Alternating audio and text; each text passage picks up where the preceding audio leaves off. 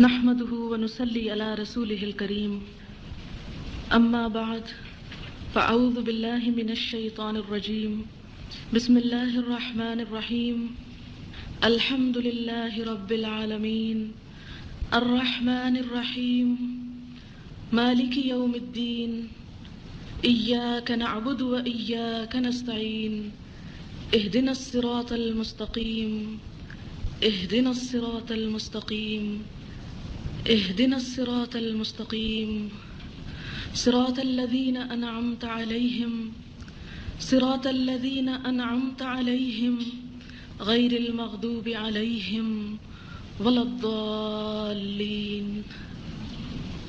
آپ کا یہاں آنا مبارک ہو۔ الہدا آپ سب کو خوش آمدید کہتا ہے۔ الہدا کیا ہے؟ جہاں پر اس وقت میں اور آپ سب موجود ہیں۔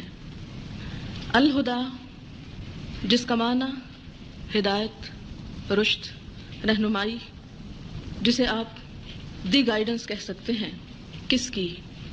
اللہ تعالیٰ کی۔ کون اللہ تعالیٰ؟ الذی قدر فہدا، وہ جس نے ہر چیز کا اندازہ کیا پھر اسے رہنمائی بخشی۔ وہ الذی اعطى كل شیء خلقہ ثم ہدا، جس نے ہر چیز کو تخلیق کیا، پیدا کیا، پھر اسے رہنمائی بخشی۔ الہدا کیا چیز ہے؟ قرآن خود اس کا جواب دیتا ہے، ان ھدی اللہ ھو الھدی، کہ اللہ کی رہنمائی، اللہ کی ہدایت دراصل وہی ہدایت ہے۔ ہم مسلمان ہونے کا دعویٰ کرتے ہیں۔ ہمارے لیے رہنمائی کے دو سورسز ہیں، ایک اللہ تعالیٰ کی ذات اور دوسری رسول اللہ صلی اللہ علیہ وسلم کی ذات۔ اللہ تعالیٰ نے اپنی کتاب میں ہمارے لیے رہنمائی کا سامان کیا اور اس کے ساتھ اپنا رسول بھیجا۔ هو الذی ارسل رسولہ بالہدی ودین الحق لیظہرہ علی الدین کلہ، کہ وہ اللہ، وہ ذات ہے جس نے اپنے رسول کو ہدایت دے کر بھیجا اور دین حق دے کر بھیجا تاکہ اسے ہر چیز پر غالب کر دے۔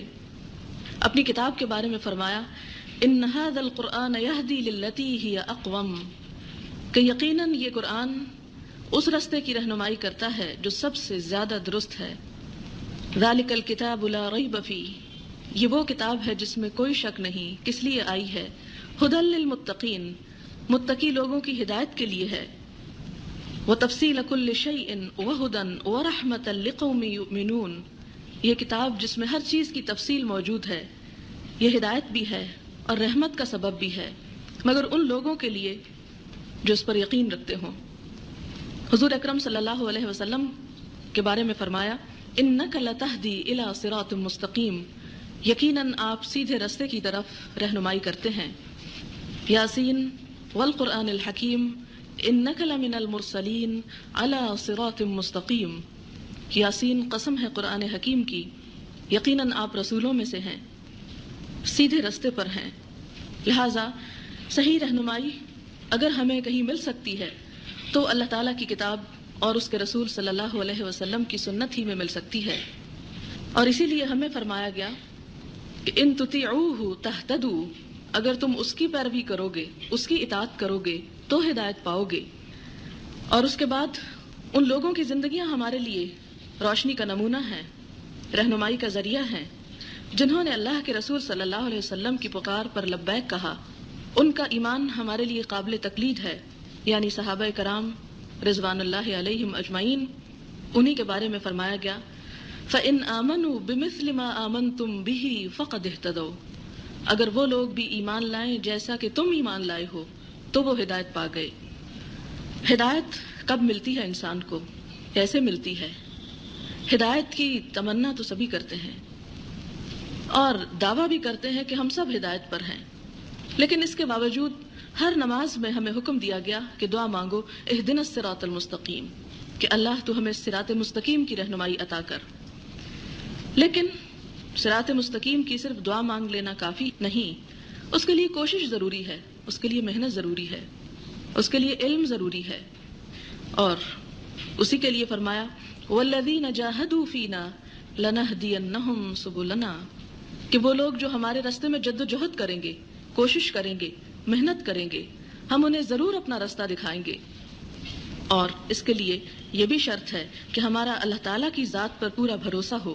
وَمَن يُؤْمِن بِاللَّهِ يَهْدِ قَلْبَهُ، جو اللہ پر بھروسہ کرتا ہے، ایمان رکھتا ہے، اللہ تعالیٰ اس کے دل کو رہنمائی عطا کرتے ہیں۔ اور وَالَّذِينَ اهْتَدَوْا زَادَهُمْ هُدًى، وہ لوگ جو ہدایت پانے کی کوشش کرتے ہیں، اللہ تعالیٰ ان کی ہدایت میں اور اضافہ کرتا ہے۔ تو گویا ہدایت ایک ساکت جامع چیز نہیں، بلکہ ایک ایسی چیز ہے جو دن بدن بڑھتی رہتی ہے، جس کے لیے کوشش کرنا پڑتی ہے، اور زندگی کے آخری دم تک جس کی انسان کو ضرورت رہتی ہے۔ اور جو شخص بھی خدا کی طرف رجوع کرتا ہے، وَيَهْدِي إِلَيْهِ مَن يُنِيبُ، وہ اسے اپنے راستے کی رہنمائی ضرور کرتا ہے۔ اور اسی کے بارے میں فرمایا يَهْدِي بِهِ اللَّهُ مَنِ اتَّبَعَ رِضْوَانَهُ سُبُلَ السَّلَامِ، اللہ تعالیٰ ہدایت دیتا ہے، رہنمائی کرتا ہے ان لوگوں کی جو اس کی رضا کی پیروی کرتے ہیں سلامتی کے رستوں کی طرف۔ گویا ہدایت کا رستہ انسان کو سلامتی کی طرف لے جانے والا ہے۔ ہدایت کس کو نہیں ملتی؟ ہدایت اسے نہیں ملتی جو اپنے آپ پہ ظلم کرتا ہے، ان اللہ لا يهدي القوم الظالمین۔ فاسقین کو نہیں ملتی، واللہ لا يهدي القوم الفاسقین۔ اس کو نہیں ملتی جو خود گمراہ ہونا چاہتا ہے، جو بھٹکتے رہنا چاہتا ہے، ان اللہ لا يهدي من يضل۔ اور اس کو نہیں ملتی جو حد سے بڑھنے والا اور سخت جھوٹا ہے، ان اللہ لا يهدي من هو مسرف کذاب۔ اور پھر اس کو بھی نہیں ملتی جو صرف اپنی خواہشات نفس کی پیروی کرتا چلا جائے، ومن اضل ممن اتبع هواه بغیر هدى من اللہ۔ اور اس سے بڑھ کر گمراہ کون ہو سکتا ہے جو صرف اپنی خواہشات کی پیروی کرے بغیر اللہ کی کسی ہدایت کے۔ اور پھر یہ کہ جو شخص اللہ تعالیٰ کی طرف سے منہ موڑ جاتا ہے، اللہ تعالیٰ اس کی بھی رہنمائی نہیں کرتا۔ لہٰذا میں ہوں یا آپ ہوں، ہم میں سے کوئی رہنمائی کرنے والا نہیں، سب رہنمائی کی تلاش میں ہیں، سب ہدایت چاہنے والے ہیں، ہدایت کے لیے کوشش کرنے والے ہیں۔ لہٰذا یہاں پر آنے کا اصل مقصد یہ ہے کہ ہم سب مل کر اللہ کے راستے کے لیے کوشش کریں، اس راستے کو تلاش کریں، اس پر چلنے کی کوشش کریں، اور اس پر چلنے کے لیے ایک دوسرے کے مددگار ہوں۔ ہمارے لیے اللہ کے رسول صلی اللہ علیہ وسلم کے سوا کوئی اور نہ لیڈر ہے، نہ کوئی ہمارا ہادی ہے، نہ کوئی ہمارا رہبر ہے۔ اصل ہدایت اور اصل روشنی کا سرچشمہ وہی ذات ہے جس نے اللہ کے پیغام کو ہم تک پہنچایا۔ اگر ہم یہ راستہ اختیار کرتے ہیں تو اس کا فائدہ کس کو ہے؟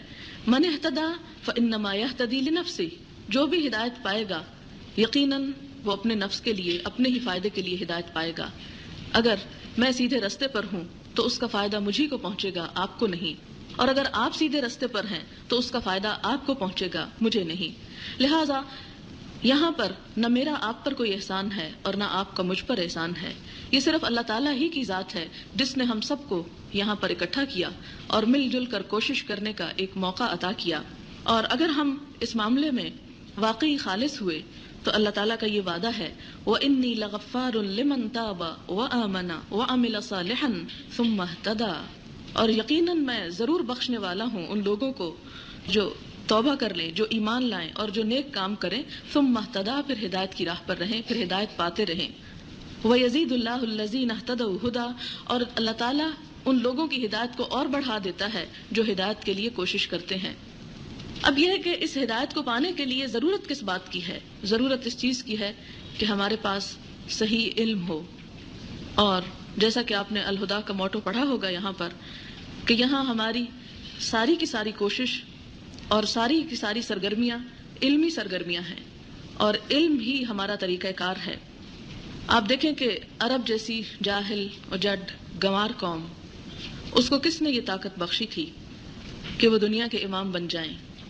وہ علم ہی تھا، لیکن کون سا علم؟ علم ہدایت۔ علم ہدایت ان کے پاس آیا تو انہوں نے دنیا میں بھی ترقی کی، اس لیے کہ صحیح علم ہمیں دنیا کو سنوارنے کا موقع بھی دیتا ہے اور آخرت کی خوشحالی کی راہ بھی دکھاتا ہے۔ علم حاصل کرنے کے لیے ضروری ہے کہ چند چیزیں ہمارے ذہن میں واضح ہوں۔ پہلی بات تو یہ کہ علم اللہ تعالیٰ کا ایک بہت بڑا انعام ہے۔ دوسری بات یہ کہ جس کو اللہ تعالیٰ دین کے علم دیتا ہے اس سے بڑی محبت کرتا ہے، اور حضور صلی اللہ علیہ وسلم نے اس کے بارے میں فرمایا وَمَن يُرِدِ اللَّهُ بِهِ خَيْرًا يُفَقِّهْهُ فِي الدِّينِ کہ جس کے ساتھ اللہ تعالیٰ بھلائی کا ارادہ کرتا ہے، مَن يُرِدِ اللَّهُ بِهِ خَيْرًا خیر کا ارادہ کرتا ہے، يُفَقِّهُ فِي الدِّينِ اسے دین میں سمجھ بوجھ عطا کر دیتا ہے، گویا اسے دین کا علم عطا کر دیتا ہے۔ یہ وہ دو طرح کے علم ہے، ایک وہ علم ہے جس کی بنیاد پر اللہ تعالیٰ نے آدم علیہ السلام کو تمام مخلوقات پر فضیلت عطا کی تھی، اور وہ تھا علم الاسماء، یعنی دنیا کی چیزوں کا علم۔ لیکن صرف اس علم کی بنیاد پر حضرت آدم علیہ السلام جن کو پیغمبر بھی بنایا گیا، وہ شیطان کے مقابلے میں جیت نہ سکے، شیطان ان کو ہرانے میں کامیاب ہو گیا۔ اس موقع پر اللہ تعالیٰ نے جب انہیں دنیا میں بھیجا تو اس وقت انہیں علم ہدایت عطا کیا گیا اور فرمایا کہ فَإِمَّا يَأْتِيَنَّكُم مِّنِّي هُدًى فَمَن تَبِعَ هُدَايَ فَلَا خَوْفٌ عَلَيْهِمْ وَلَا هُمْ يَحْزَنُونَ کہ اب میری طرف سے تمہارے پاس جب کوئی ہدایت آئے، اور یہ اس موقع پر کہا گیا جب حضرت آدم علیہ السلام کو دنیا میں بھیجا جا رہا تھا جنت سے نکال کر، تو جو کوئی میری ہدایت کی پیروی کرے گا، یعنی علم ہدایت کی پیروی کرے گا، تو اس پر کوئی خوف اور کوئی غم نہ ہوگا۔ لہٰذا دنیا کا علم ہماری دنیا کے لیے ضروری ہے اور بہت ضروری ہے، لیکن صرف وہ علم کافی نہیں، اس کے ساتھ علم ہدایت بھی ضروری ہے کہ جس کے ہوتے ہوئے ہم اس دنیا کو بھی صحیح معنوں میں انجوائے کر سکتے ہیں اور آخرت کو بھی، اس لیے کہ اگر اس سے ہم دور ہیں تو واپسی کا راستہ بہت کٹھن ہے، بہت مشکل ہے، اور آخری منزل اور اصل گھر جو ہے وہ ثمر نہیں سکتا۔ اس تک پہنچنے کے لیے اسی راستے پر چلنے کی اور اسی سے رہنمائی حاصل کرنے کی ضرورت ہے۔ الہدا جو ایک ادارے کا نام بھی ہے، اسی مناسبت سے رکھا گیا ہے۔ اس کی مختصر سی تاریخ آپ کو بتا دیتی ہوں۔ اس کا پہلا افتتاح 31 دسمبر 1993 کو ہوا، اور اس کے تقریباً 11 ماہ کے بعد پہلا کورس شروع ہوا جو 6 نومبر 94 کو تھا، 1994 کو۔ 6 نومبر سے 6 نومبر 95 تک ایک سال میں پہلا کورس مکمل ہوا۔ دوسرا کورس 11 نومبر 1995 کو شروع ہوا اور 11 نومبر 1996 تک مکمل ہو گیا، اور اب یہ تیسرے ایک سالہ ڈپلومہ کورس کی ابتدا ہے جس کا آغاز 23 نومبر 1996 کو ہو رہا ہے، اور زندگی رہی اور اللہ تعالیٰ نے ہمت اور توفیق دی تو انشاءاللہ ایک سال کے عرصے میں آپ کا یہ کورس بھی مکمل ہو جائے گا۔ یہ ادارہ اللہ تعالیٰ کا ہے، نہ کسی انسان کا ہے، نہ کسی جماعت کا ہے، نہ کسی گروہ کا ہے، نہ کسی پارٹی کا ہے، نہ کسی فرقے کا ہے، نہ کسی شخص کی ملکیت ہے، کسی کا بھی نہیں۔ اس کی سراسر نسبت اللہ تعالیٰ کی ذات کی طرف ہے۔ اسی نے اس کو قائم کرنے کی توفیق دی، وہی اس کا نگہبان ہے، وہی اس کا نگران ہے، وہی مقصود ہے، وہی منزل ہے۔ اسی کی خاطر میں یہاں ہوں، اسی کی خاطر آپ یہاں پر ہیں۔ لہٰذا اس کی دہلیز پر قدم رکھتے ہوئے اور پھر یہاں اس کلاس میں بیٹھتے ہوئے سب سے پہلا کام جو آپ کو کرنا ہے وہ اپنی نیت کو خالص کرنا ہے، اور آپ سب اپنے دل میں اس بات کو سوچیں اور اس چیز کا تصور لائیں کہ میں صرف اور صرف اللہ تعالیٰ کی ذات کے لیے یہاں پر آئی ہوں۔ میرے سامنے کوئی دنیا، کسی شہرت، کسی قسم کے مالی منفعت اور کوئی بھی اور اغراض و مقاصد نہیں۔ یہ علم میں صرف اللہ کے لیے سیکھنا چاہتی ہوں، اس کی جزا میں صرف اللہ تعالیٰ کی ذات سے چاہتی ہوں، اور جتنی جتنی یہ نیت خالص ہوتی چلی جائے گی آپ خود اپنی زندگی میں یہ بات محسوس کریں گے کہ اتنا ہی آپ کے دل کو سکون اور اطمینان، یقین اور وہ کیفیت حاصل ہوگی جو شاید اس سے پہلے زندگی میں آپ کو کبھی نہ ملی ہو۔ اس لیے کہ ہمارے ہاں جتنے بھی علوم پڑھائے جاتے ہیں، حتیٰ کہ اب تو دینی علم بھی اس لیے پڑھائے جاتے ہیں کہ ان سے دنیا کمائی جا سکے، حتیٰ کہ ہم اپنی ذاتی زندگی میں بھی دیکھیں، ہم نماز صرف اس وقت پڑھتے ہیں جب ہمارے اوپر کوئی مشکل آتی ہے، ہم صرف اس وقت قرآن خوانی کرتے ہیں جب ہمارے اوپر کوئی تکلیف ہوتی ہے۔ قرآن خوانی اور جتنے بھی دوسرے نیکی کے تصور سے ہم کام کرتے ہیں، ان سب کے پیچھے صرف دنیا کا فائدہ ہوتا ہے، جبکہ اسلام کی تعلیم یہ ہے کہ ربنا آتنا فی الدنیا حسنہ وفی الآخرۃ حسنہ وقنا عذاب النار، کہ اللہ دنیا میں بھلائی عطا کر اور آخرت میں بھی بھلائی عطا کر اور ہمیں آگ کے عذاب سے بچا لے۔ آپ دیکھیں کہ آخرت اعلیٰ منزل ہے، اگر ہم اس کی طرف سفر شروع کریں گے تو دنیا رستے میں خود بخود آ جائے گی۔ دنیا ہماری منزل نہیں، دنیا ہماری نیت نہیں، دنیا ہمارا مقصود نہیں۔ ہماری اصل منزل اور ہمارا اصل مقصد آخرت ہے، یہ رستے میں ہے۔ اگر ہم نے اعلیٰ ترین منزل کی طرف سفر شروع کر دیا تو رستے کی بھلائی خود بخود مل جائے گی. لیکن اگر ہم صرف دنیا ہی کے، دنیا جس کا مطلب ہی نچلی چیز ہے، صرف اس کے غلام اور بندے بن کر رہ گئے تو دنیا تو مل جائے گی لیکن آخرت کی طرف سفر جو ہے وہ مشکل ہوگا. اور آپ دیکھیں کہ صحابہ کرام جو حضور صلی اللہ علیہ وسلم پر ایمان اور آپ کے پیغام پر ایمان اللہ کی خاطر لائے تھے، کیا ان کی زندگیوں میں دنیا نہیں آئی؟ ٹھیک ہے ابتدائی چند سال بہت مشکل تھے، آپ خود تاریخ پڑھ کر فیصلہ کریں گے، لیکن بعد کا دور جیسے قرآن پاک میں اللہ تعالیٰ نے خود وعدہ کیا وَلَلْآخِرَةُ خَيْرٌ لَكَ مِنَ الْأُولَى وَلَسَوْفَ يُعْطِيكَ رَبُّكَ فَتَرْضَىٰ، کہ بعد کا دور تمہارے لیے پہلے دور سے بہتر ہے اور تمہارا رب عنقریب تمہیں وہ کچھ دے گا کہ تم راضی ہو جاؤ گے.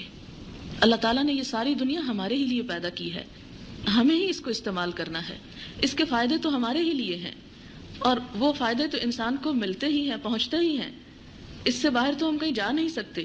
یہ سب نعمتیں جو اللہ تعالیٰ نے بنائی ہیں، کیا ہم اسی کا نام لیں گے تو ہم سے چھن جائیں گی؟ یہ ایک بہت بڑی غلط فہمی ہے جو ہم میں ڈال دی گئی ہے کہ جو اللہ کی طرف آتا ہے اور جو دین کی طرف آتا ہے دنیا اس سے چھن جاتی ہے. دنیا چھن کے آخر کہاں جاتی ہے؟ کہیں نہیں جاتی، دنیا یہیں رہتی ہے اور ہم بھی یہیں رہتے ہیں.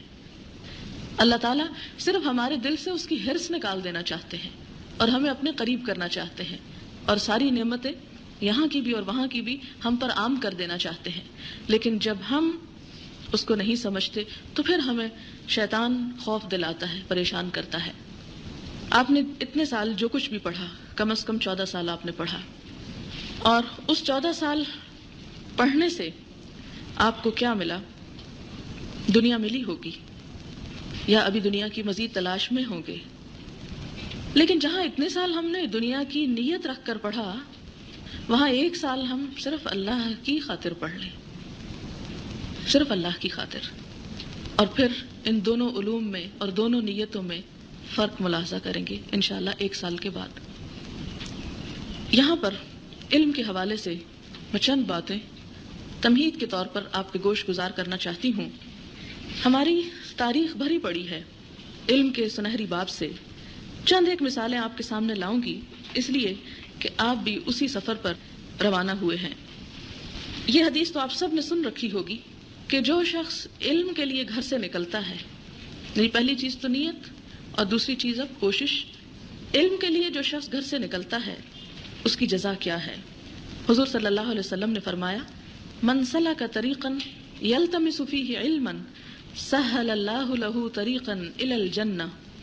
جو شخص کسی ایسے راستے پر چلتا ہے کہ علم حاصل کر سکے، اللہ تعالیٰ اس کے لیے جنت کا راستہ آسان کر دیتے ہیں.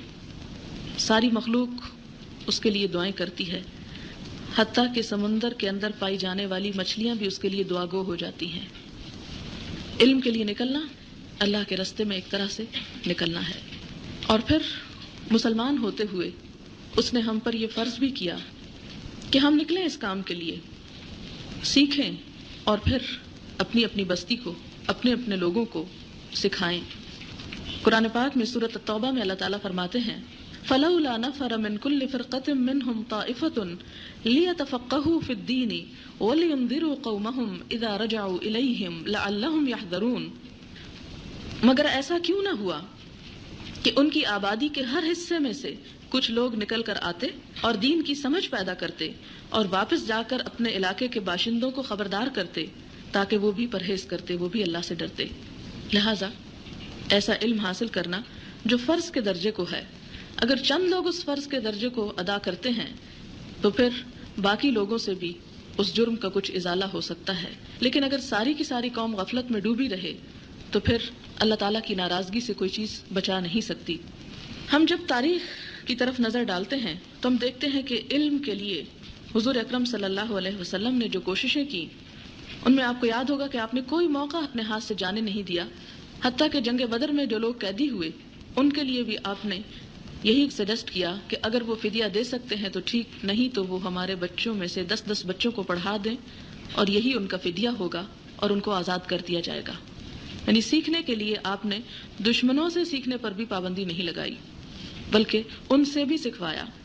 پھر ہم دیکھتے کہ حضور صلی اللہ علیہ وسلم کی اپنی خدمت میں پورے عرب سے وفد آتے تھے، جزیرۃ العرب سے. اور وہ آپ سے سیکھتے اور واپس جا کر اپنے اپنے لوگوں کو سکھاتے. یہی وجہ ہے کہ عرب پیننسیولا حضور صلی اللہ علیہ وسلم کی زندگی میں ہی سارے کا سارا مسلمان ہو گیا. پھر آپ دیکھیں کہ حضور صلی اللہ علیہ وسلم کی وفات کے بعد صحابہ کرام علم صرف گھر بیٹھ کر نہیں سیکھتے، گھروں سے نکلتے ہیں اور دور دراز کے سفر کرتے ہیں. اور اس کے لیے ایک دو مثالیں میں آپ کے سامنے رکھتی ہوں. قصیر بن قیس کہتے ہیں کہ میں صحابی رسول صلی اللہ علیہ وسلم ابو الدرداء کے ساتھ دمشق کی مسجد میں بیٹھا ہوا تھا کہ ایک شخص حاضر ہوتا ہے اور کہتا ہے، ابو درداء، میں مدینۃ الرسول صلی اللہ علیہ وسلم سے آ رہا ہوں، کیونکہ مجھے یہ معلوم ہوا ہے کہ آپ حضور صلی اللہ علیہ وسلم سے ایک حدیث روایت کرتے ہیں جو آپ نے براہ راست یعنی ڈائریکٹ حضور صلی اللہ علیہ وسلم سے سنی ہے. ابو درداء اس کے اس شوق پر متعجب ہوتے ہوئے پوچھتے ہیں، کیا تمہارے یہاں آنے کی اور کوئی بھی غرض نہیں؟ یعنی تم صرف اس لیے آئے ہو؟ کہاں مدینہ اور کہاں دمشق؟ وہ عرض کرتے ہیں، نہیں، میں صرف اسی کام کے لیے آیا ہوں. ابو درداء پھر پوچھتے ہیں، کوئی تجارت وغیرہ کا ارادہ ہے؟ انہیں یقین نہیں آتا کہ واقعی ایک شخص صرف ایک حدیث سننے کے لیے کئی 100 میل کا سفر کرے گا. جواب ملتا ہے، نہیں. ابو درداء انہیں حدیث رسول صلی اللہ علیہ وسلم سناتے ہیں. حدیث ہے، جو علم حاصل کرنے کے لیے کسی راستے پر چلا، اللہ تعالیٰ اس کے لیے جنت کی راہ آسان کر دیں گے. اور یہ کہ ملائکہ یعنی فرشتے طلب علم کی خاطر نکلنے والے کے راستے میں اپنے پر بچھاتے ہیں. اور ایک عالم کو عبادت گزار پر اتنی فضیلت ہے جتنی 14ویں رات کے چاند کو باقی ستاروں پر. عابدوں پر عالم کی فضیلت اتنی جیسے 14ویں رات کے چاند کو ستاروں پر. خود ابو درداء کا کہنا ہے کہ اللہ تعالیٰ کی کتاب میں سے اگر میں صرف ایک آیت نہ سمجھ سکوں، یعنی پورے قرآن میں سے اگر مجھے ایک آیت نہیں سمجھ آتی، پھر مجھے یہ معلوم ہو جائے کہ برق الغماد ایک بہت دور دراز علاقے کا نام تھا، اس میں ایک شخص ہے جو مجھے یہ آیت سمجھا سکے گا، تو میں وہاں کا سفر اختیار کرنے سے بھی گریز نہ کروں گا. اور ہمارے ہاں حالات کیا ہیں کہ اگر پورا قرآن پاک بھی سمجھ نہیں آتا تو ہم اپنے گھر کی دہلیز سے باہر نکل کر دوسرے گھر تک بھی نہ جائیں. تو کہاں صحابہ کرام کا حال یہ تھا اور ہمارے سلف صالح کا کہ جو کہتے ہیں کہ اگر ایک آیت سمجھ نہیں آئے گی تو دور دراز جا کے سمجھنا پڑا تو بھی سمجھوں گا. جابر بن عبداللہ جو بہت بڑی عمر میں فوت ہوئے تھے، انہوں نے تقریباً 1500 احادیث رسول صلی اللہ علیہ وسلم روایت کی.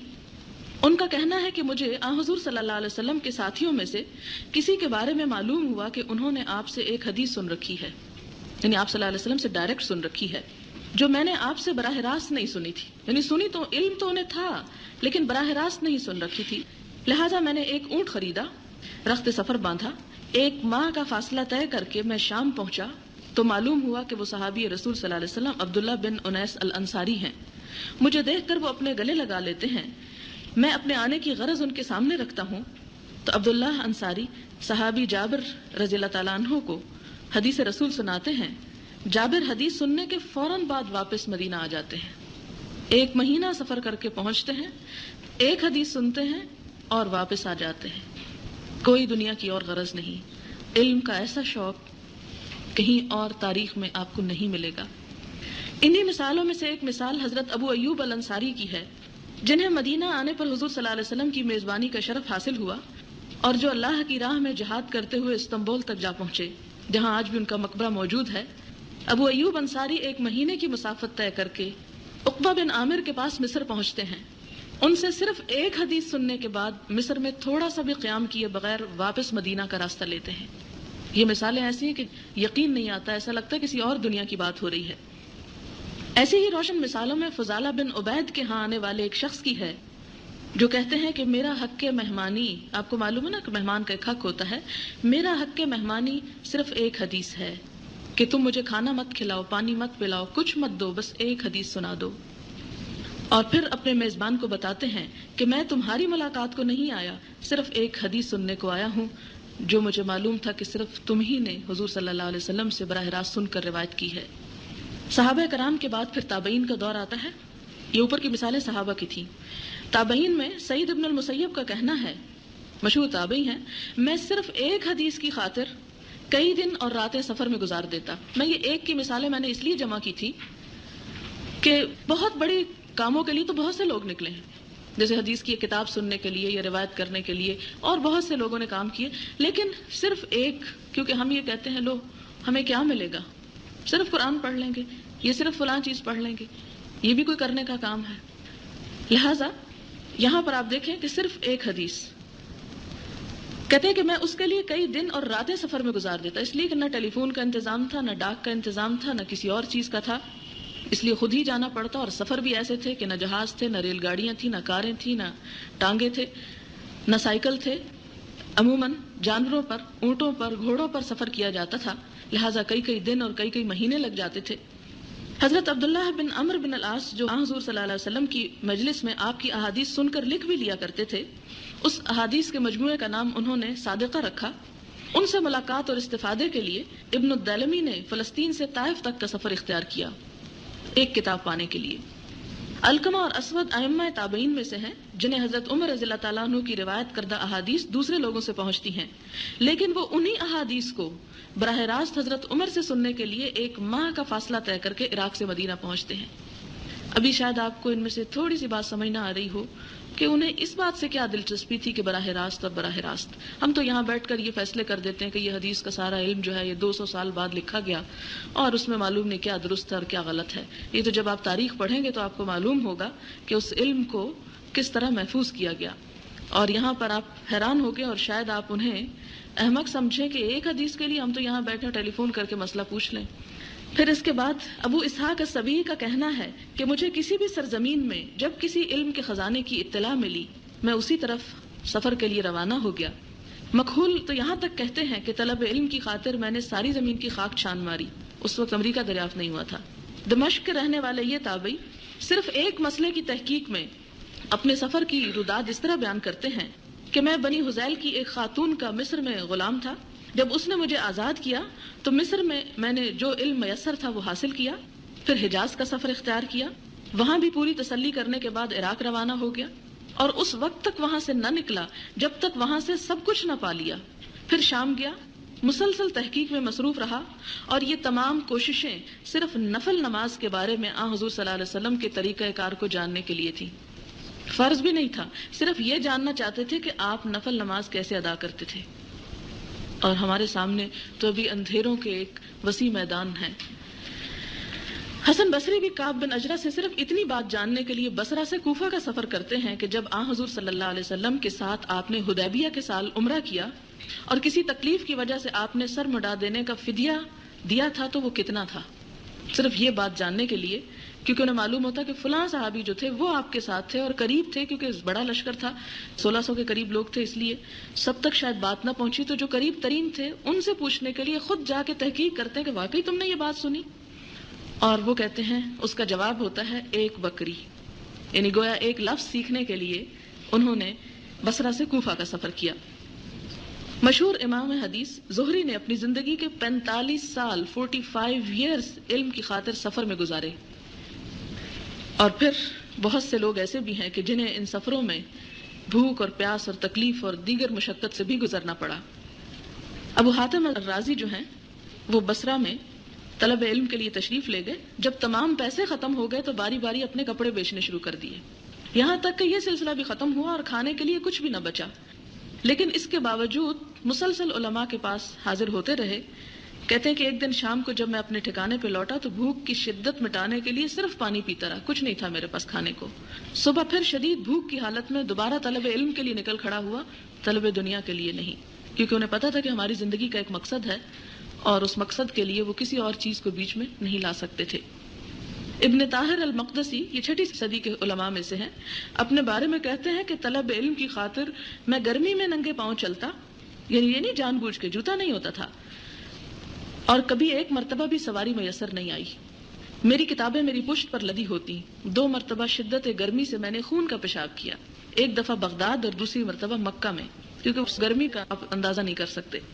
ابو حاتم الرازی 213 ہجری میں رمضان کے مہینے میں 20 سال کی عمر میں اپنے گھر سے نکلتے ہیں، 213 ہجری میں جب ان کی عمر صرف 20 سال ہے، 20 ایئرز اونلی، اور 7 سال مسلسل سفر کی حالت میں گزارتے ہیں، اور اس کے بعد واپس لوٹتے ہیں۔ اپنے اس سفر کی روداد اس طرح لکھتے ہیں کہ میں نے 1000 فرسخ تقریباً 5000 کلومیٹر 5000 کلومیٹرز، اور یہ اگر میں آپ کو دکھاؤں تو آپ دیکھیں گے کہ مسلمانوں کی سلطنت اس صدی میں کتنی وسیع ہو چکی تھی، اگر آپ سارے کا اندازہ لگائیں کہ ایک طرف یورپ ہے، اسپین ہے، اور دوسری طرف ہند یعنی یہ علاقے فتح ہو چکے ہیں، پھر افغانستان اور ایران اور اوپر جو روسی مسلمان ریاستیں آزاد ہوئی ہیں وہ سارے علاقے، تو ان سب کا فاصلہ اگر ناپا جائے جہاں جہاں علماء بکھرے ہوئے تھے تو وہ 5000 کچھ زیادہ نہیں ہے۔ پھر کہتے ہیں کہ میں نے کئی دفعہ کوفہ سے بغداد، مکہ سے مدینہ کا سفر کیا، بحرین سے مصر، مصر سے رملہ، رملہ سے بیت المقدس، اسقلان، طبریہ، پھر طبریہ سے دمشق، وہاں سے حمص، وہاں سے انطاکیہ، پھر ترسوس، ترسوس سے پھر حمص لوٹ آیا کیونکہ ابھی مجھے ابو الیمان سے کچھ احادیث سننا تھی۔ پھر کام مکمل ہونے کے بعد حمص سے بیسان روانہ ہو گیا، وہاں سے رقہ، جہاں سے دریائے فرات کے راستے بغداد پہنچا۔ میرا یہ تمام سفر پیدل تھا کیونکہ میرے پاس سواری کے پیسے نہیں تھے۔ اسی طرح ایک اور ہیں ابو حاتم الرازی، وہ اپنے سفر کا حال یوں بیان کرتے ہیں کہ مدینہ میں داؤد الجعفری سے استفادہ کرنے کے بعد ہم 3 لوگ، جن میں سے ایک مروروز کا تھا، دوسرا نیشا پور کا رہنے والا، سمندری سفر پر روانہ ہوئے۔ جب ہم کشتی میں سوار ہوئے تو ہوا ہمارے مخالف سمت چل رہی تھی۔ ہم مسلسل 3 ماہ تک سمندر میں رہے، ہمارا زاد راہ اسی میں ختم ہو گیا تو ہم کسی ساحل پر اتر گئے۔ کئی دن تک پیدل چلتے رہے، یہاں تک کہ کھانے پینے کا سامان بالکل ہی ختم ہو گیا۔ پھر بھی 3 دن مزید ہم نے بھوک پیاس کی حالت میں اپنا سفر جاری رکھا۔ ہم صبح سے شام تک چلتے، شام کو نماز پڑھتے ہی جہاں ہوتے بھوک سے نڈھال ہو کر گر پڑتے۔ بھوک پیاس اور تھکاوٹ سے ہمیں شدید کمزوری لاحق ہو چکی تھی۔ اگلے روز صبح اٹھ کر ہم نے پھر چلنے کی کوشش کی تو ہمارا ایک ساتھی بے ہوش ہو کر گر پڑا۔ ہم دونوں نے اسے ہلایا، ہوش میں لانے کی کوشش کی، لیکن پوری کوشش کے باوجود جب وہ ہوش میں نہ آیا تو ہم اسے وہیں چھوڑ کر چل دیے۔ کوئی 5-7 کلومیٹر فاصلہ طے کیا تھا کہ میں بھی بے ہوش ہو کر گر پڑا۔ میرا ساتھی مجھے بھی چھوڑ کر کچھ آگے پہنچا تو دور سے ایک کشتی ساحل کے قریب نظر آئی۔ دور سے کپڑا ہلا ہلا کر انہیں اپنی طرف متوجہ کیا، ان سے پانی مانگا۔ میرا ساتھی انہیں ساتھ لے کر میرے پاس آیا، میرے اوپر پانی چھڑکا، میں ہوش میں آیا۔ یہ لوگ مجھے تھوڑا تھوڑا پانی پلاتے رہے۔ کافی دیر کے بعد جب میں سنبھلا تو وہ مجھے تھام کر اپنے ساتھ کشتی کے پاس لے آئے۔ اتنی دیر میں ان کے کچھ دوسرے لوگ ہمارے تیسرے ساتھی کو بھی ہوش میں لا کر کشتی تک لائے۔ اس کے بعد ہم کئی روز تک اس قافلے کی معیت میں رہے، یہاں تک کہ ہم صحت یاب ہو گئے۔ پھر انہوں نے کچھ زاد راہ رایا کے امیر کے نام ایک خط لکھ کر ہمیں رخصت کیا۔ کچھ دن رایا کے والی کے ہاں ہم رہے، وہاں سے مزید زاد راہ لے کر ہم مصر پہنچے۔ امام شافعی کے بارے میں انشاءاللہ آپ کو بعد میں مزید بھی پڑھایا جائے گا، ان کا بھی ایک مختصر واقعہ آپ کے سامنے رکھتی ہوں کہ امام شافعی جو تھے وہ 14 سال کی عمر میں قرآن پاک حفظ کرنے کے علاوہ اپنے شہر کے تمام علماء سے استفادہ کر چکے تھے۔ مکہ کے رہنے والے تھے، اپنی ماں کا واحد سہارا تھے، باپ فوت ہو چکے تھے، لیکن اب یہ تھا کہ اپنے شہر میں تو سب علماء سے پڑھ چکے، مزید علم حاصل کرنے کی کوئی جگہ نہ بچی تھی۔ لہٰذا انہوں نے اپنی ماں سے اجازت مانگی کہ دوسرے شہر میں جا کے انہیں پڑھنے کی اجازت دی جائے۔ ماں بہت پریشان ہوئی کہ میں اکیلی ہوں تو مجھے چھوڑ کر کہاں جاؤ گے، لیکن جب دیکھا کہ بیٹا کسی طور پر بھی باز نہیں آتا تو اس کے پاس اور کوئی چارہ نہیں تھا کہ اسے روانہ کرے، اور پاس زاد راہ بھی نہیں تھا، صرف 2 یمنی چادریں تھیں۔ انہوں نے انہی کو اپنے بیٹے کے حوالے کیا اور اللہ کے آسرے رخصت کر دیا۔